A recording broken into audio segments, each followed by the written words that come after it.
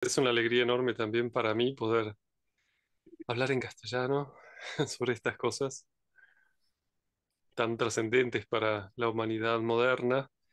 Y hoy vamos a acercarnos a la figura de Micael y a nuestro tiempo como tiempo en una relación muy profunda con este ser tan extraño desde tres perspectivas que enseguida voy a presentar.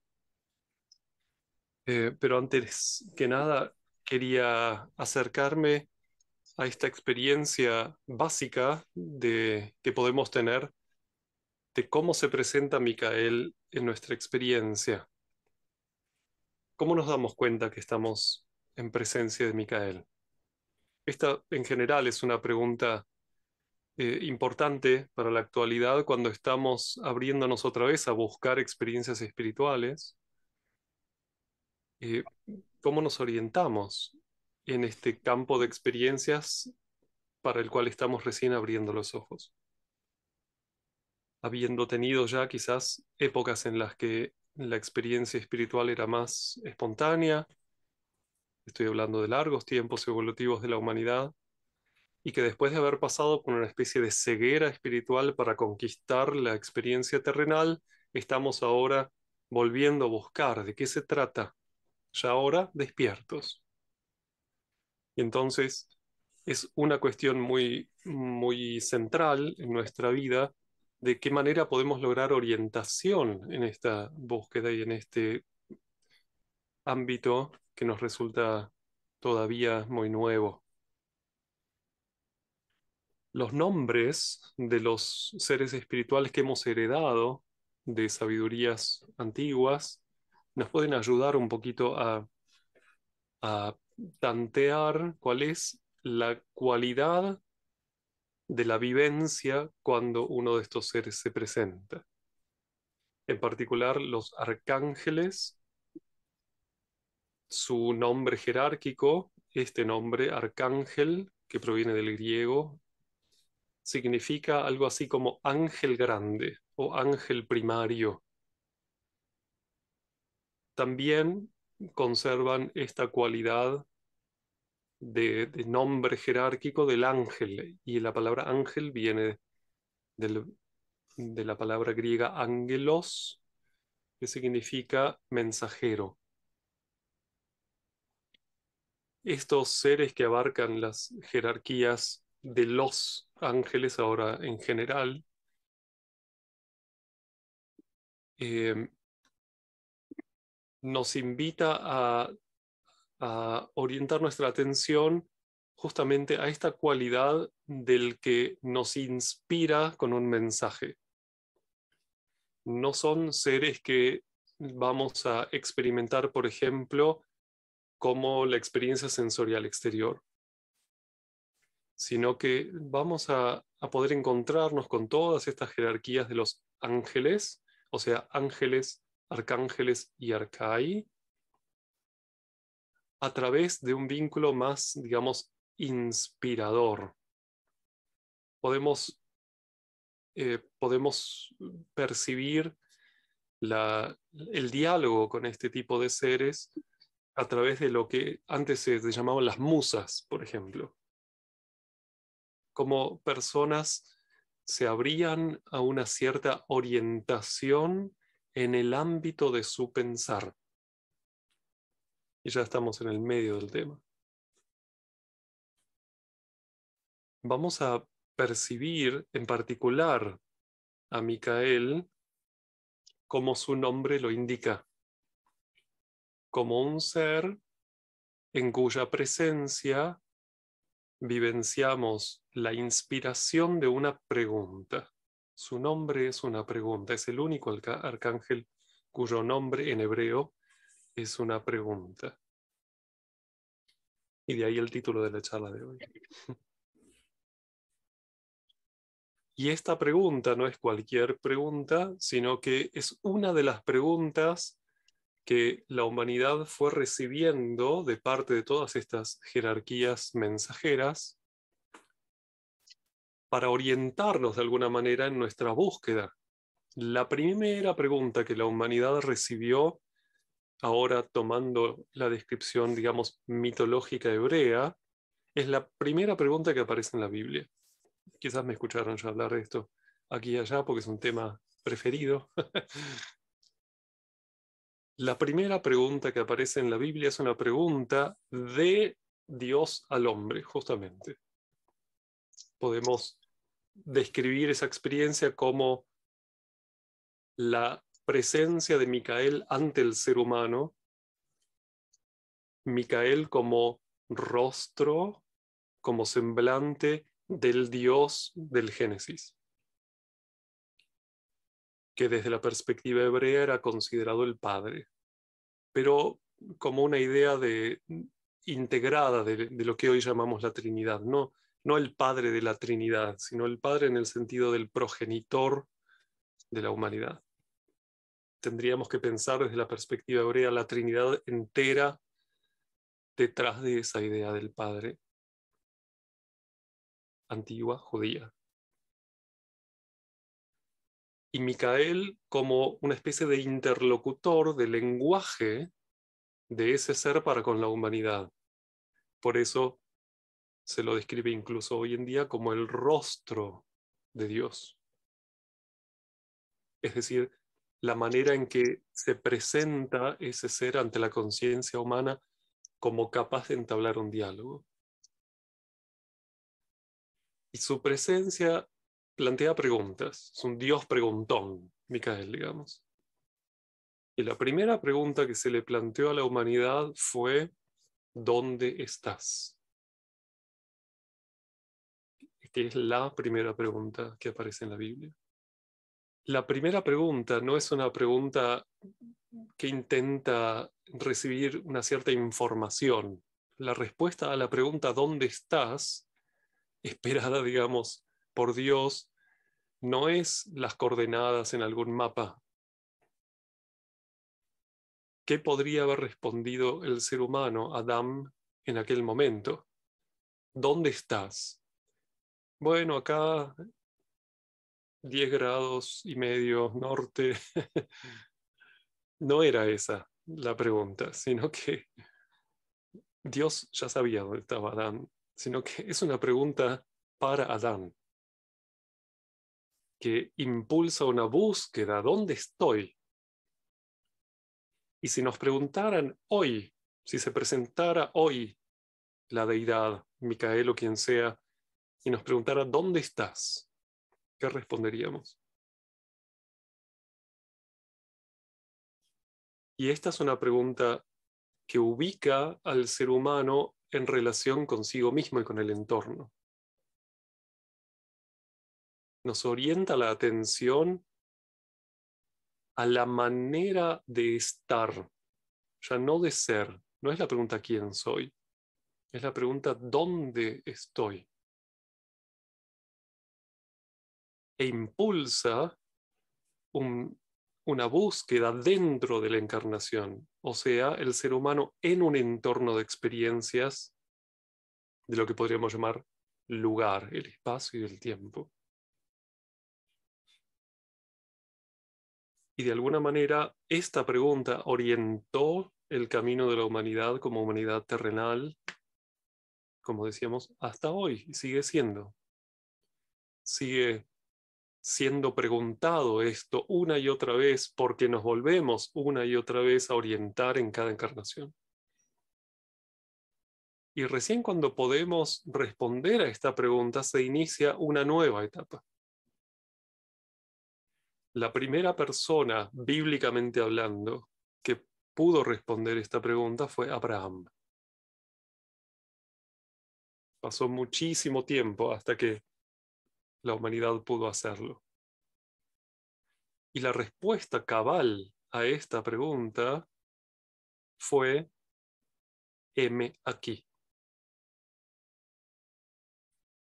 Justamente no tiene un contenido informativo, sino que la experiencia ahora, miremos desde la perspectiva, digamos, del Dios que pregunta, ¿cuál es la vivencia para Dios cuando un ser humano dice, heme aquí?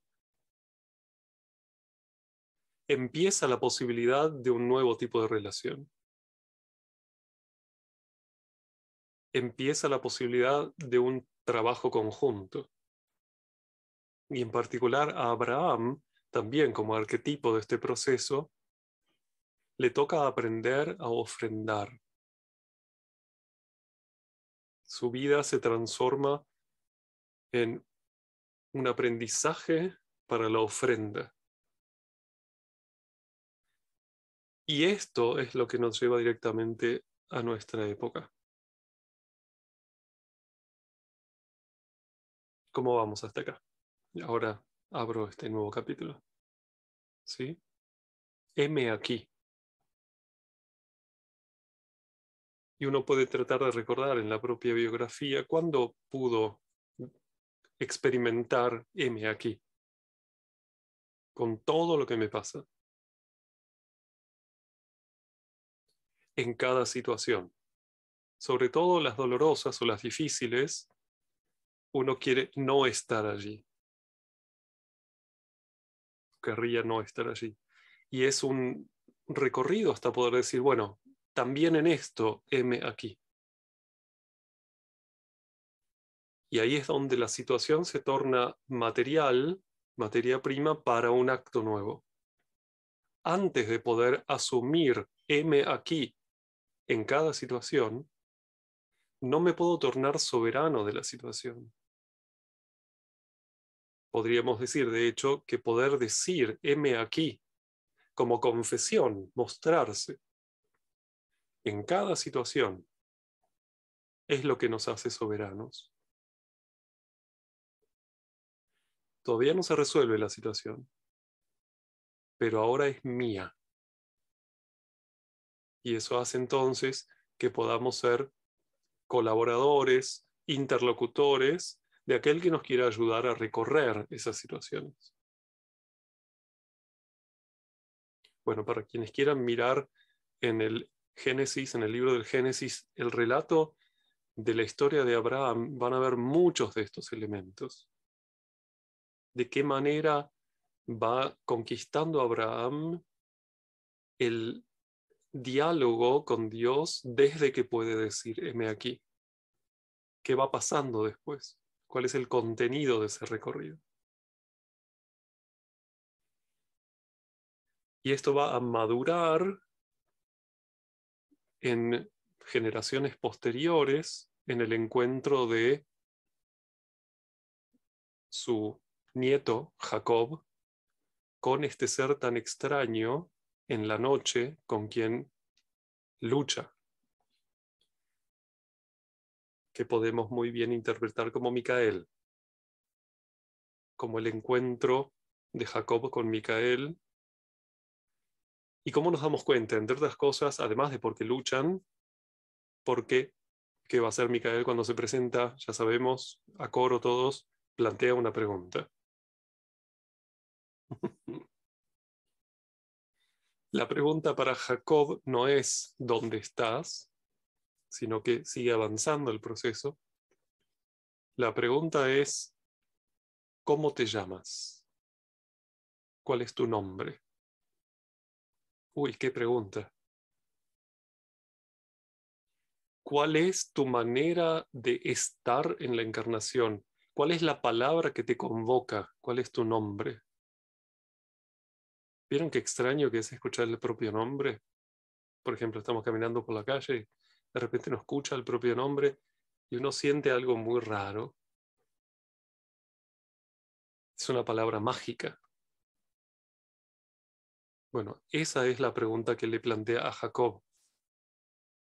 Y él le responde, Jacob. ¿Y saben lo que hace Micael en ese momento con él?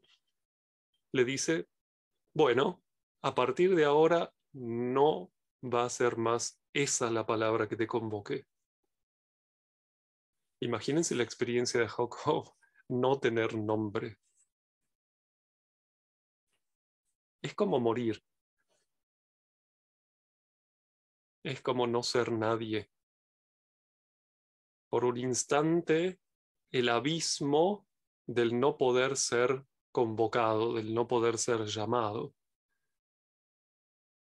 hasta que este ser tan extraño le dice, a partir de ahora, una nueva palabra te va a convocar, dada la experiencia que tuvimos juntos durante esta noche de lucha.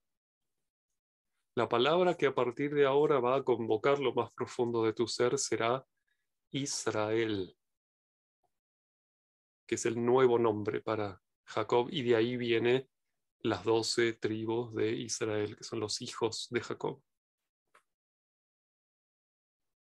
La palabra Israel significa algo así como quien lucha por o con lo divino.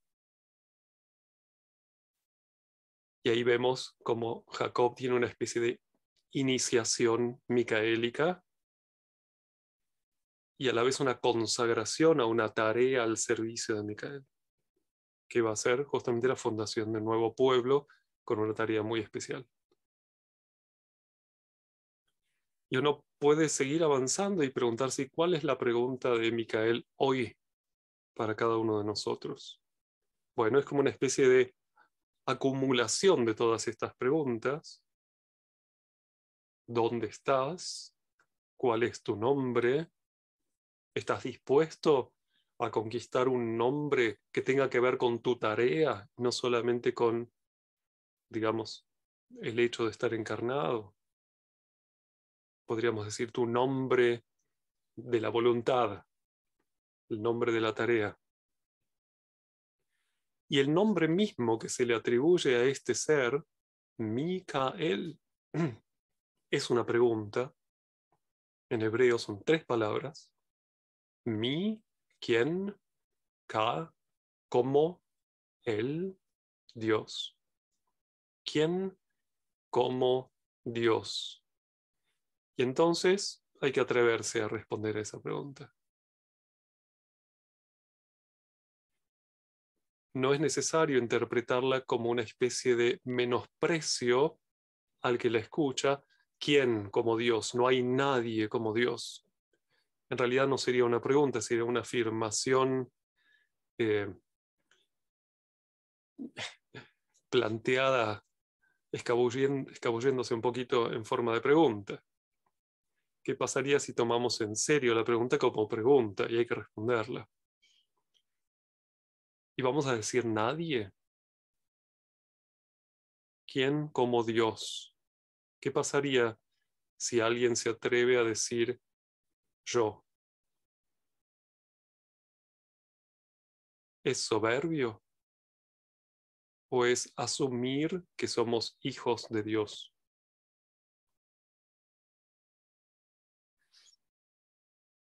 Esta es una de las grandes cuestiones modernas que podemos ver de qué manera resolver. Esta es una de las grandísimas preguntas de nuestra época que se viene planteando desde el despertar, digamos, del iluminismo, de la época en que supusimos que nos estábamos dando cuenta de la vida, que en realidad fue también la aparición de una cosmovisión materialista, donde la imagen del hombre se fue eh, orientando más a la imagen del animal que a la imagen de un dios. Y Micael sigue insistiendo y dice, ¿quién como Dios? Y entonces habrá que ver si uno está en condiciones, desde la cosmovisión concretamente conquistada por uno acerca de lo que es el ser humano, a responder yo. Y él, y él, y él, y él también. Y todos. Y esto es algo que también vamos a encontrar en los evangelios, cuando Cristo le dice a una serie de eh, sabios judíos, ¿no está escrito también en vuestra ley, vosotros sois dioses? Porque justamente le cuestionaban esto de ser hijo de Dios, ¿no?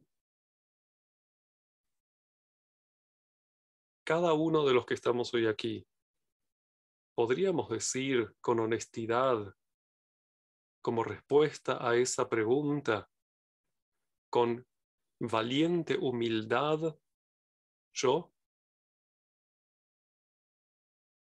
Esto es uno de los grandes desafíos micaélicos modernos. Asumir nuestra identidad como seres espirituales encarnados y resolver este malentendido acerca de la, digamos, identidad animal del ser humano. Ese es uno de los grandes temas, una de las 3 perspectivas que hoy quería acercar. Me quedan 2 todavía.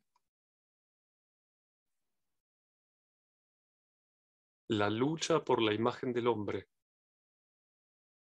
que se plantea como pregunta moderna y que no la va a resolver ninguna autoridad científica, la tiene que resolver cada uno. Y la vamos a necesitar resolver a través del conocimiento, ya no de lo que alguna autoridad de fe, digamos, nos haya podido heredar. Eso funciona como invitación, pero no va a poder permitirnos responder nosotros, desde nosotros mismos, a esa pregunta. No alcanza con que otro lo sepa. Y entonces se torna este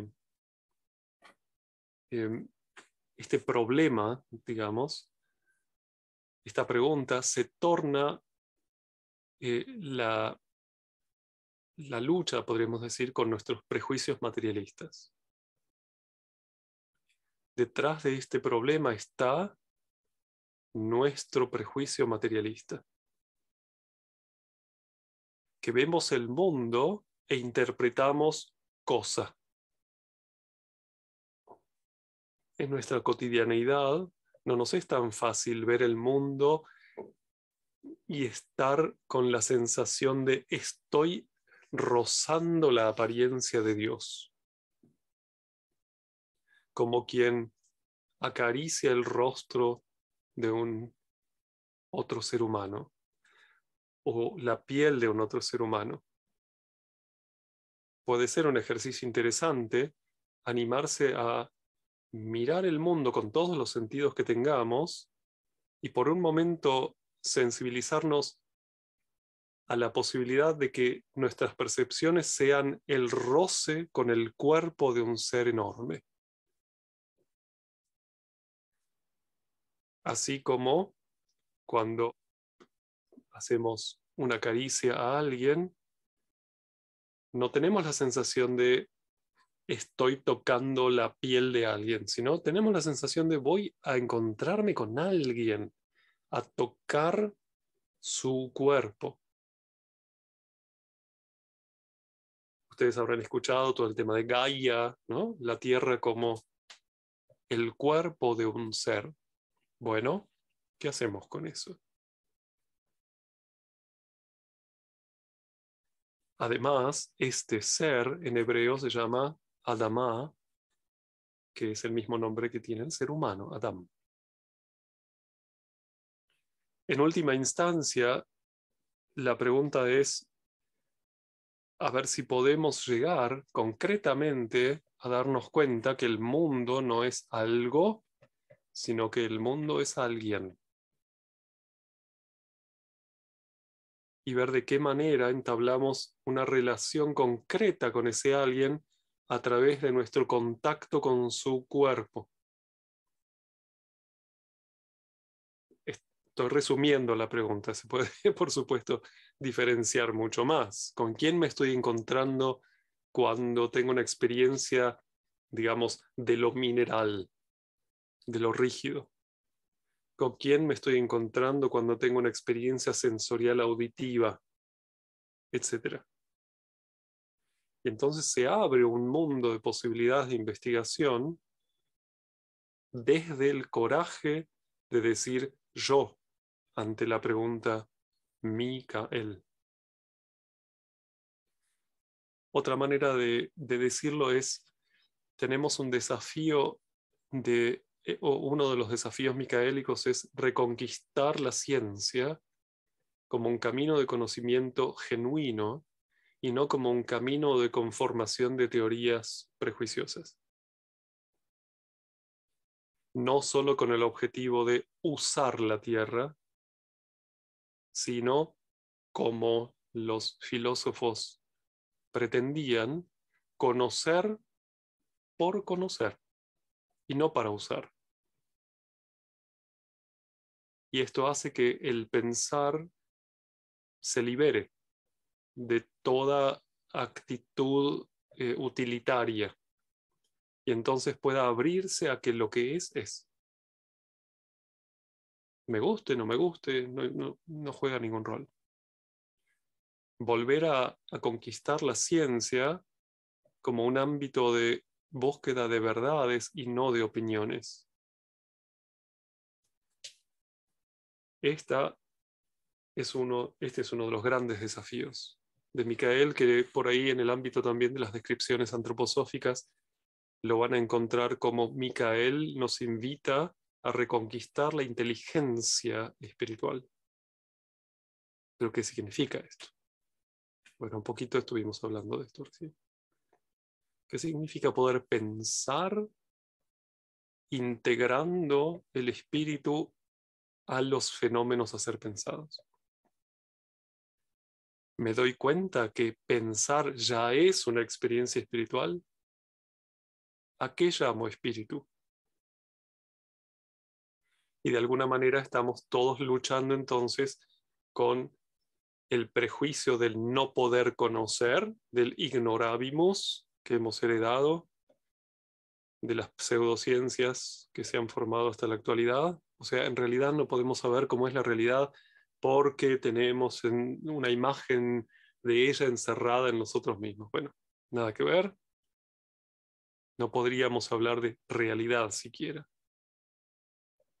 El pensar es parte de la realidad. La conquista de una cosmovisión monista, no dualista, donde todos los fenómenos son parte de la misma realidad y el fenómeno yo, con mi pensar, mi sentir y mi voluntad, también es parte de la misma realidad que quiero conocer como mundo. No hay dos mundos, hay uno. No hay un más allá, no hay un más acá. Es solo cuestión de ver qué capacidades tenemos activas para percibir uno u otro fenómeno. Digamos, es una cuestión de perspectiva. Entonces, primer gran tema, el prejuicio materialista que ha de ser trascendido por un pensar corajudo, humilde para el aprendizaje. Recuerden que humilde significa fructífero, fecundo. Uno de los grandes desafíos que Micael nos está planteando, a ver si nos entusiasma tomarlo. Punto y coma. ¿Cómo vamos hasta acá? ¿Sí? Bien. Segunda cuestión.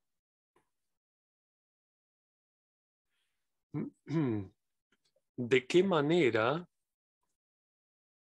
la conquista de verdades puede ser integrada en la vida de un ser humano como base para su conciencia moral individual? Repito, una vez que vamos conquistando una cosmovisión más realista, ¿de qué manera se relaciona esta cosmovisión con mis actos? Y esto es otro de los aspectos de la inteligencia cósmica que Micael quiere ayudarnos a conquistar, darnos cuenta que podemos compenetrar nuestra propia voluntad desde nuestra conquista de la verdad y no como obediencia a autoridades. Se dan cuenta que estamos descartando autoridades todo el tiempo, ¿no? Autoridades pseudocientíficas o digamos autoridades que presentan un dogma científico y autoridades que presentan un dogma volitivo, un mandato. Gran tema de la psicología moderna, ¿no? Deshacerse de todos los mandatos y toda esa historia. Bueno, ahí está Micael ayudando a inspirarnos. ¿De qué manera encuentro cuáles son las realidades, las ideas, los conocimientos que puedo amar tan profundamente como para transformarlos en contenido de mi voluntad? A veces recomiendo agarrar un librito y escribir desde el punto de vista del conocimiento cuáles son mis certezas como ejercicio de autoconocimiento. Entonces pongo de título mis certezas y empiezo a escribir. A ver qué hay ahí. No le puedo echar la culpa a nadie de lo que esté ahí. Ah, porque como dice tal, esto es cierto. Bueno, es su certeza, pero mi certeza. ¿Cuáles son? Y animarse a empezar a escribir. Digamos, una confesión ante sí mismo, ante uno mismo. Y en otro capítulo de ese cuadernito, ¿cuáles son mis ideas amadas? ¿Cuáles son aquellas ideas que amo tanto como para comprometerme con ellas para que se tornen realidad?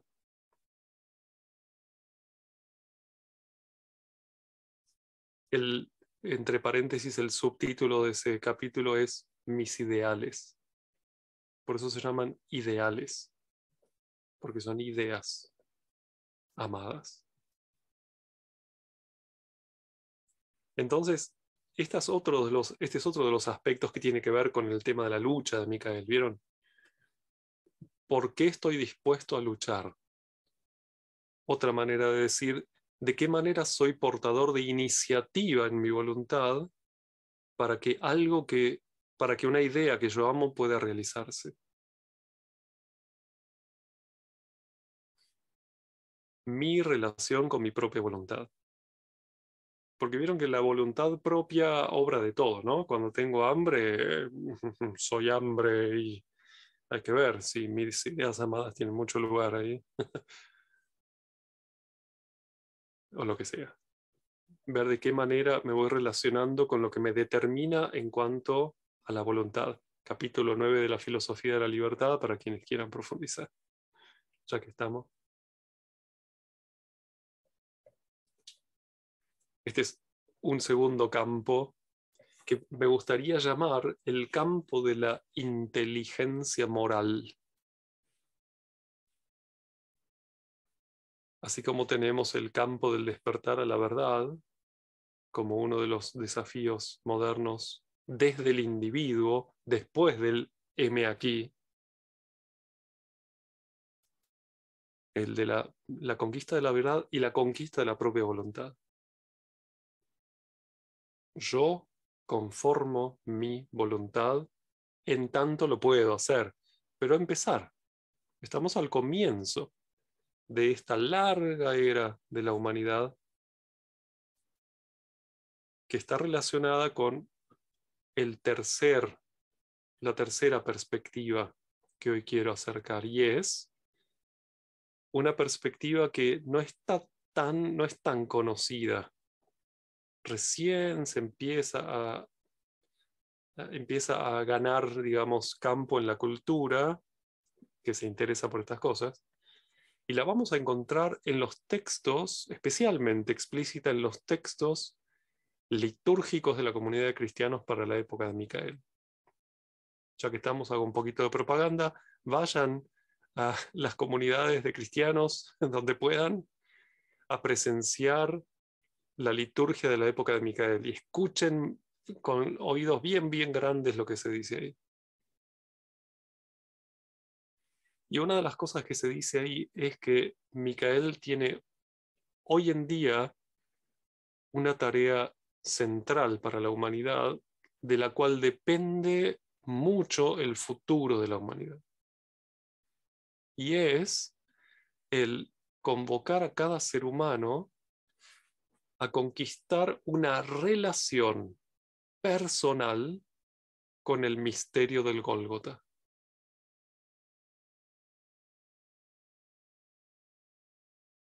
Repito, una invitación poderosa de Micael a conquistar una relación personal, que también la podemos poner en el librito de la intimidad, con el misterio del Gólgota, con el hecho de la muerte y de la resurrección de Jesucristo, como hecho trascendente para la evolución de la humanidad. Esta es la tercera cuestión. Y estamos recién al comienzo de esta conquista. Estamos recién viendo de qué se trata esto. ¿Cómo podemos darnos cuenta de todo esto? Si tuviéramos que puntuar de 0 a 10 la afirmación Cristo resucitó, si cada uno tuviese que ponerle de 0 a 10, 0 significa mentira, 10 significa verdad total. ¿Cuánto le pondría yo a esa afirmación? ¿Puedo ponerle 10? ¿Puedo ponerle 0? ¿Estoy en el camino? ¿Cómo me va con eso? ¿Y cuál es mi relación concreta con todo ese proceso que está detrás del nombre misterio del Gólgota? Dicho de otra manera, ¿cuál es mi relación con el resucitado?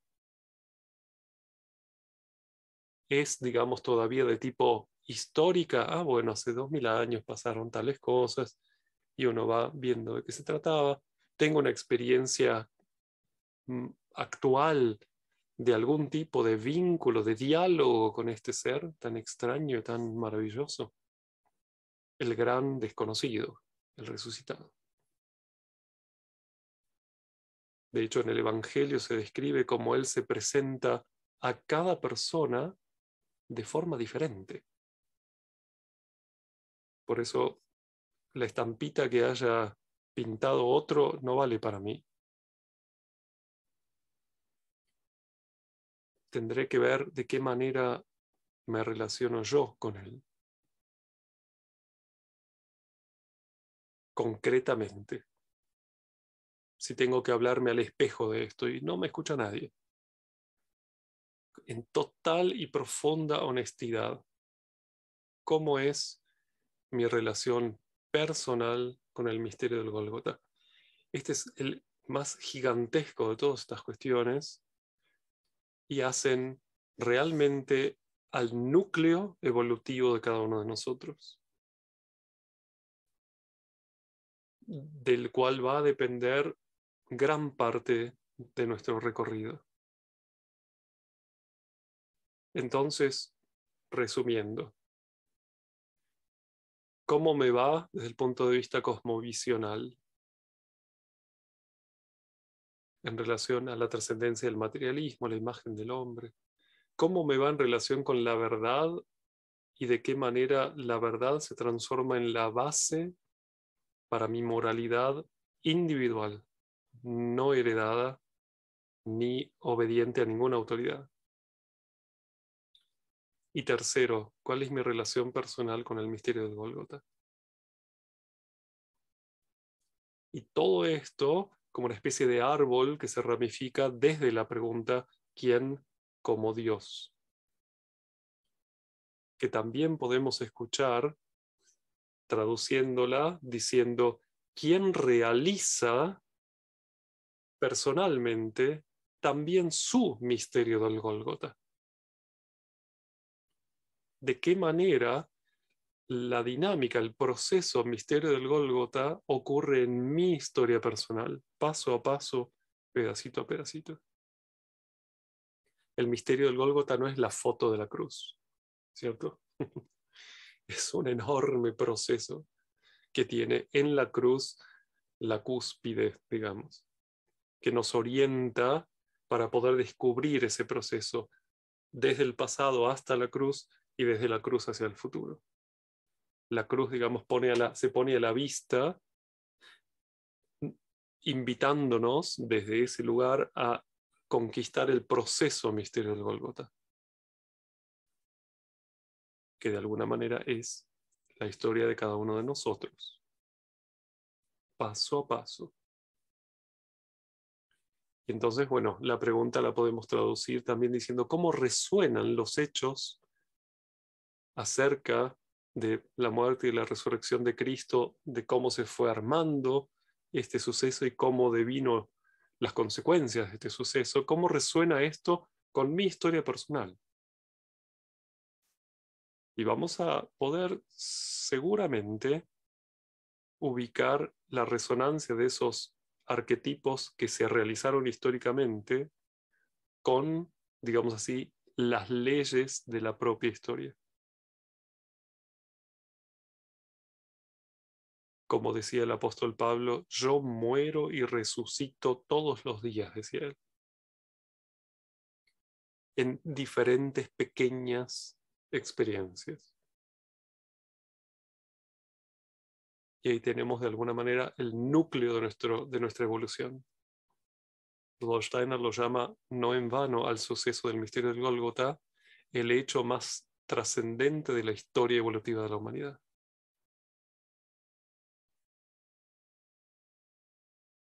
Bueno, vamos. Lo pude hacer en 52 minutos.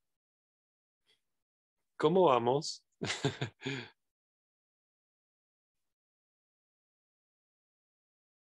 ¿Sí? Si cuando se van de esta charla, alguien les pregunta, che, ¿de qué fue la charla? Más o menos le pueden contar.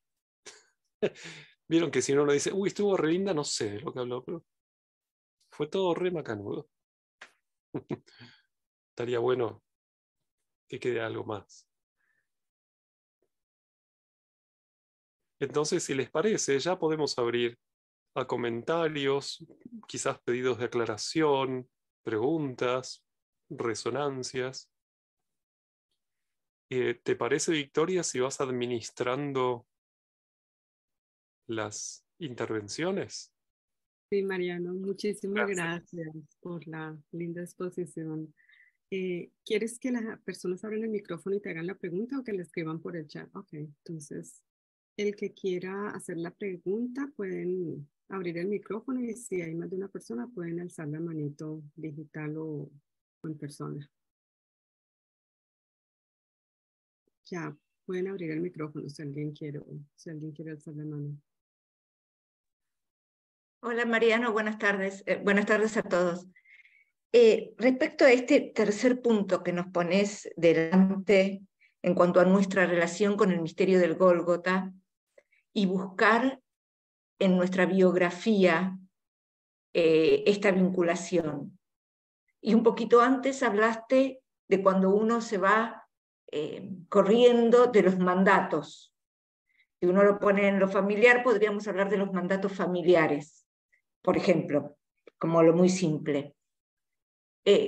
Esta vinculación del misterio del Gólgota con nuestra biografía y este morir y resucitar, ¿podría ser visto desde eso que a veces es muy simple o pavo y otras veces muy complejo, de abandonar esos deber ser en búsqueda del ser, de lo que uno quiere sacar de adentro, que por ahí no va con lo que te vienen trayendo?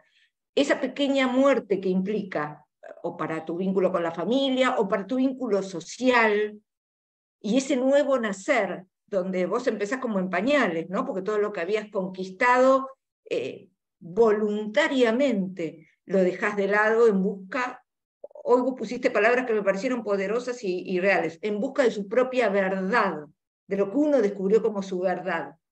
Eso sería algo de lo que nosotros tendríamos que buscar en ver esta vinculación con el misterio del Gólgota. Gracias, excelente la pregunta. Eh,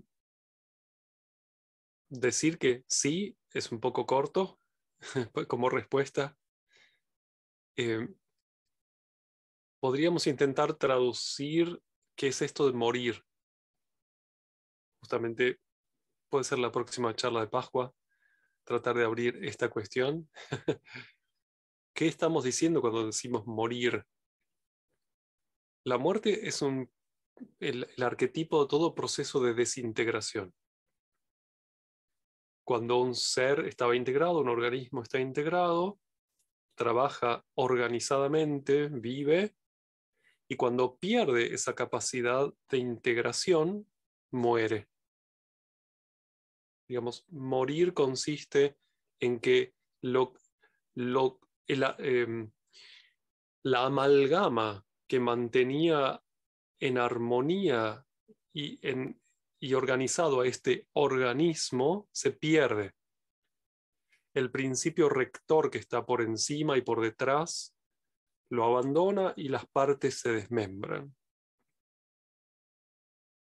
En nuestra historia vamos justamente permitiendo que se descascaren aspectos de nuestra identidad familiar, nacional, religiosa, política, de lo que querramos, hasta quedarnos en la nada y poder decir entonces, heme aquí,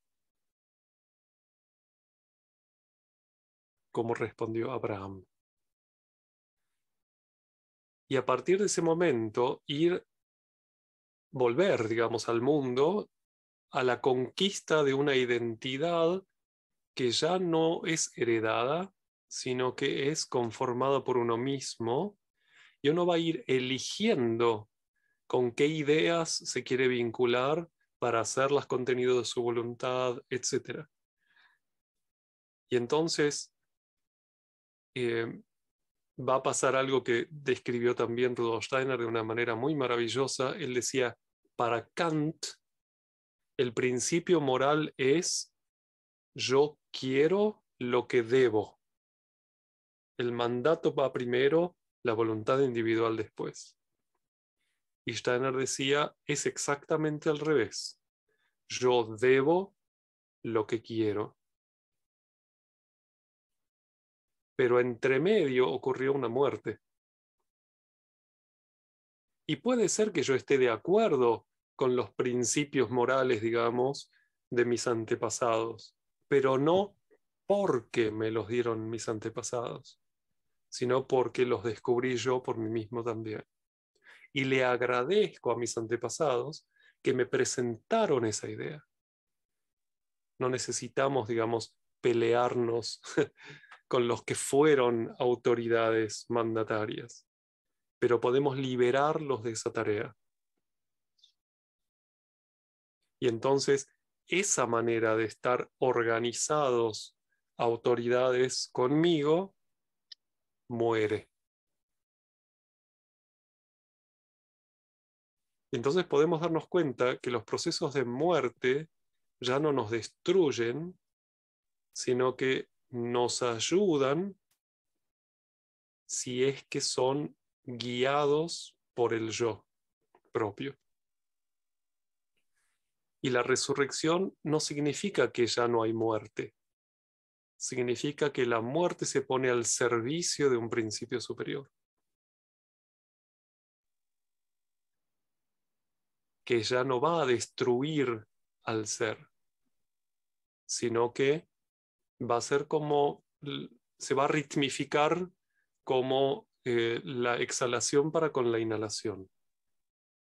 Va a volver a hacerse, digamos, suave, para decirlo de alguna manera. Y ya no va a destruir al ser, sino que le va a permitir evolucionar coherentemente. Digamos, se torna amiga la muerte y no enemiga. Bueno, ¿sirve? Muchas gracias, Mariano. Gracias por la pregunta. Me invita a decir un par de cosas acerca de un desafío moderno muy grande, y es cómo llevar una vida religiosa en la época en que no hay más autoridades externas. cómo llevar adelante una vida religiosa sin que nadie me tenga que decir cómo es ser bueno.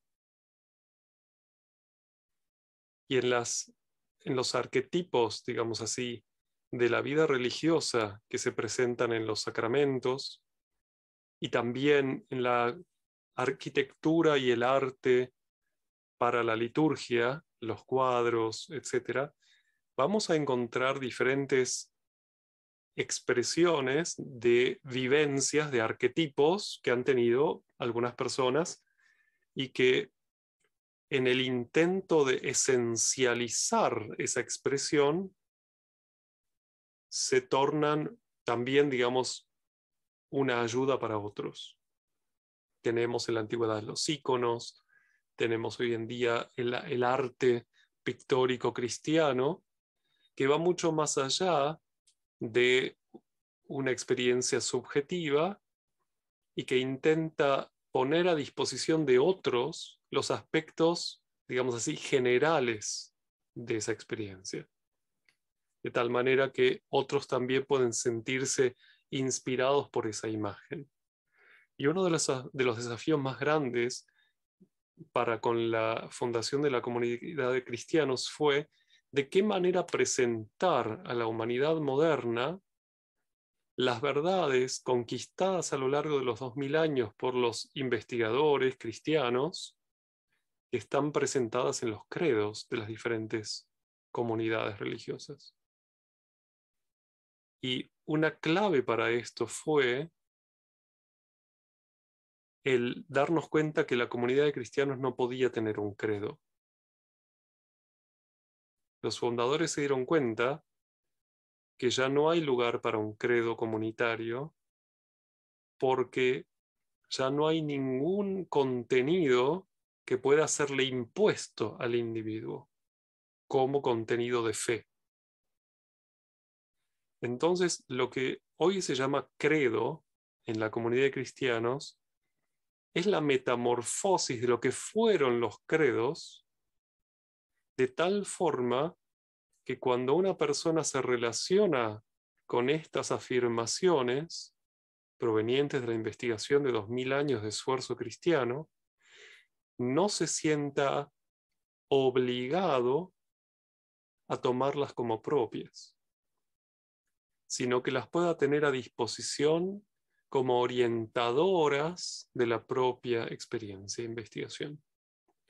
Y por eso no aparece en ese texto, como se lo trabaja en la comunidad de cristianos, la palabra creo, de donde viene el nombre credo, justamente. Sino que cada una de estas 12 frases está expresada de tal manera que la persona que se relaciona con ellas queda totalmente libre. Y por eso puede vincularse con el propio camino a la manera de cada uno, sin sentirse presionado por decir, sí, yo creo en esto. Y esto fue uno de los logros grandísimos de la gente que estuvo tan despierta a la hora de la fundación de la comunidad de cristianos en el sentido de una vida religiosa moderna.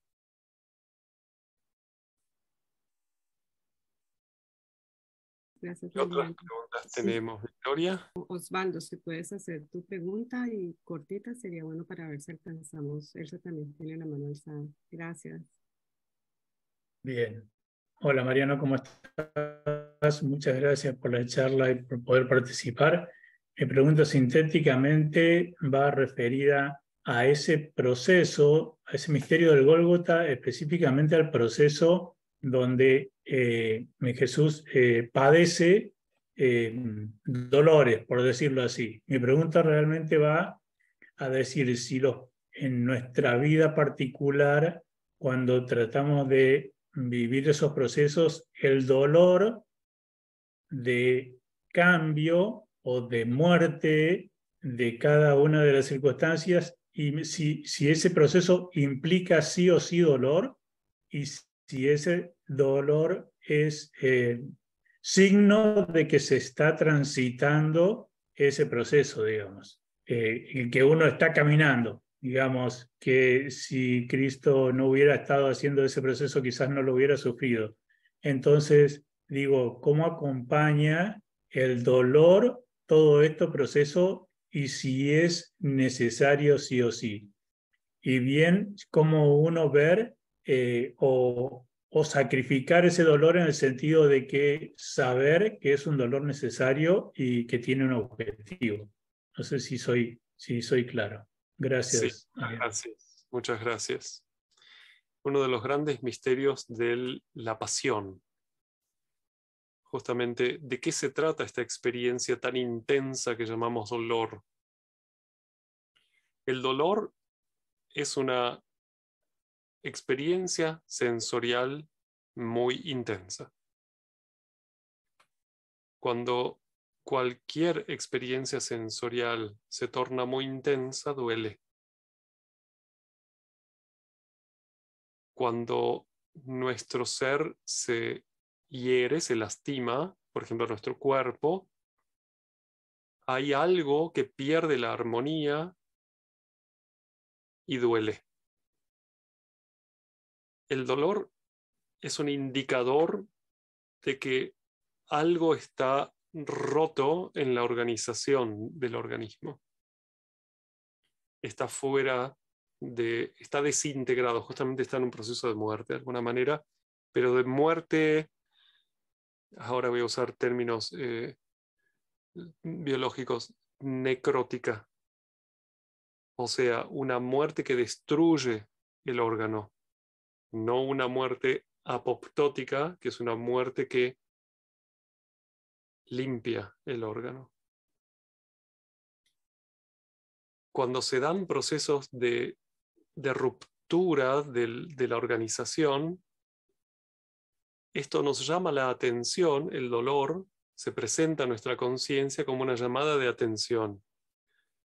Y sabemos que cualquier médico que sepa lo que está haciendo, lo primero que va a hacer cuando se acerca a un paciente es preguntarle dónde le duele.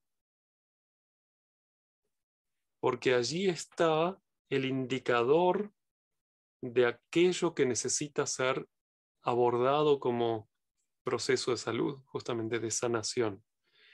El dolor no es el problema. El dolor es mensajero. Es una manera en que el ser humano es convocado a ocuparse de algo. Cuando rechazamos el dolor, perdemos la oportunidad que nos fue dada como experiencia para ocuparnos de algo que necesita ser saneado.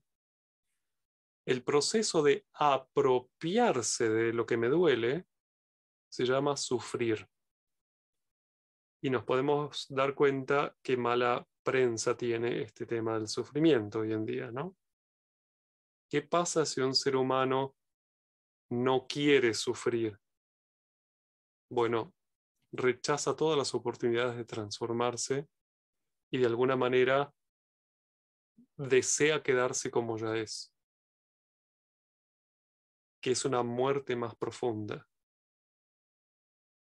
es un estancamiento evolutivo.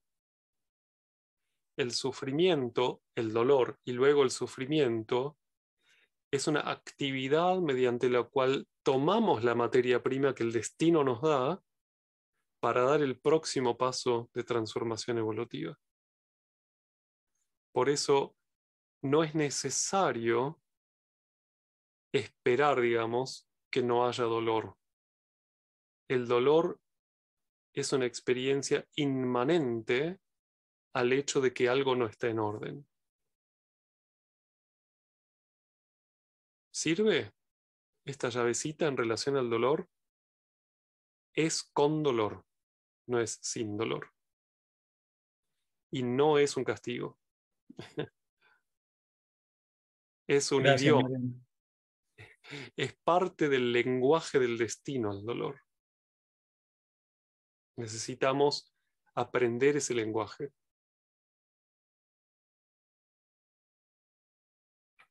Muchas gracias, Osvaldo, por la pregunta y Mariano.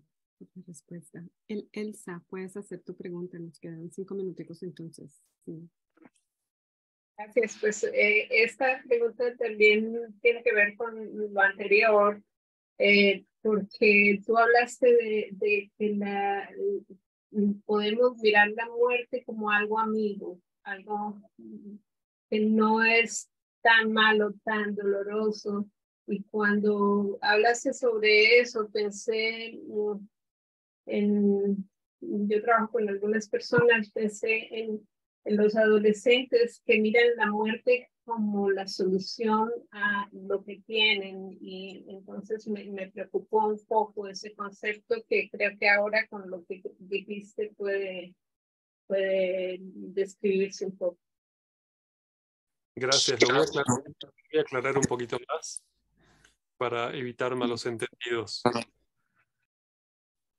Una desencarnación provocada por uno mismo, o sea, un suicidio, no es una muerte higiénica. O sea, el proceso de resurrección lo que hace es conquistar los procesos de muerte de tal manera que dejan de destruir el organismo. El organismo permanece integrado con procesos higiénicos de soltar y recibir, que ahora son la muerte, como la exhalación. Se hace suave. Cuando una persona que está profundamente entristecida, deprimida, desea morir, lo que está deseando es alivio de la tensión que está viviendo. No está deseando morir en realidad. Proyecta en la muerte como una especie de blackout, donde se anestesia toda esa experiencia del dolor. El problema es que cuando uno muere no ocurre eso, y es la gran decepción de todo suicida, gran tema, y el susto de una persona que se suicida al morir y darse cuenta que en realidad el dolor no fue aliviado por ese acto. Y podemos tratar de imaginarnos la vergüenza, el dolor que se agrega para el suicida por la vergüenza de haber querido extinguirse a sí mismo para que no le duela. Por esto necesitamos apoyarnos mutuamente con toda la intensidad del amor posible para salir de ese problema cosmovisional que nos lleva a realizar actos insensatos. La muerte, a través de los procesos de resurrección, paso a paso, va perdiendo, el apóstol Pablo decía, su aguijón. No desaparece, pero pierde la capacidad de destruir al ser humano. Y ahí es donde se torna amiga. La muerte necrótica todavía es el problema. La muerte apoptótica, o sea, la muerte al servicio de la vida, decía Goethe también, es la que queremos reconquistar a través de los procesos de resurrección.